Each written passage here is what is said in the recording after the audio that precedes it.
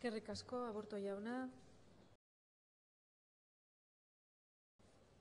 Beitialarrangoitia andrea, zurea da hitza.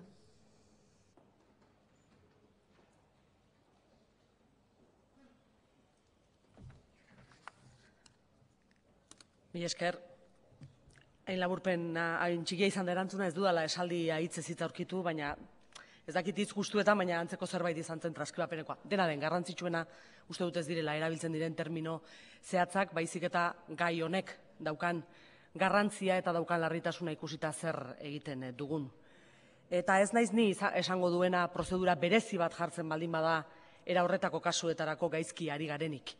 Esango nuke egoera bereziek eskatzen dituzela pauso bereziak. Hemen gai hau aztertu genuenean gainera, etxe kaleratzen kontua, orduan ere esan nuen, segurenera indar guztia gainera jarri behar ditugu beste zerbaitetan, eta da etxe kaleratze horiek galerazten. Egia da, kasu asko gertatuko dira, eta hori ere neurria jarri behar zaizkie. Baina hori baino erantzun handiagoa espero nuen. Nik orduan esan nuen hemen onartzen ari ziren neurriak oso axalekoak iruditzen zitzaizkidala, eta galdera honekin praktikan benetan zertan ari ginen jakin nahi nuen. Alegia, ea kalean geratzen diren guztiei eskaintzen ari garen etxe bat.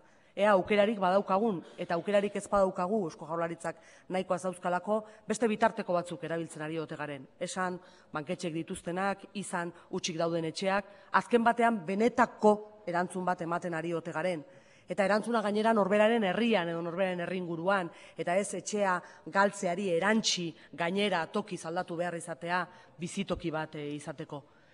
Hori zen azken batean nahi nuena, ez dakit gaur lortuko dudan erantzun hori, jarraituko dut bestela beste nonbaitetik.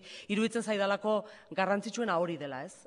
Batetik galaraztea, kalean geratzea jendea, eta bestetik galarazi ez dugun kasuetan, eta horregatik uste dut hartu ziren neurriak eskaxak eta epelak direla, baina galarazi ezin den kasuetan benetako erantzun bat ematea.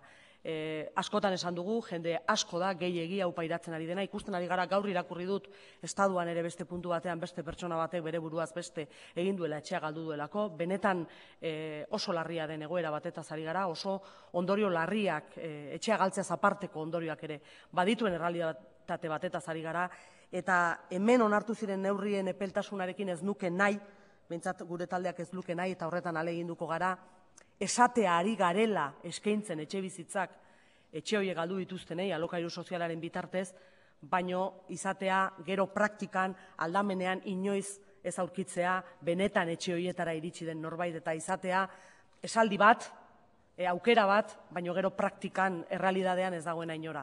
Bitartekaritzarekin gertatzen den bezala askotan, bai, badago mediazio bat, baina gero mediazio horiek ze fruitu ematen dituen da garrantzitsuena, neurria noski importantea dela jartzea.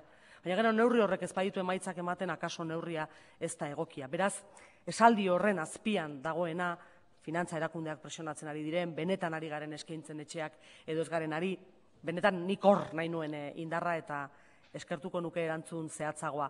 Eta gaur ez badu lortzen, jarraituko dut, eskatzen, mila esker. Eskerrik asko, Beitialarrangoitia andrea, eta amaitzeko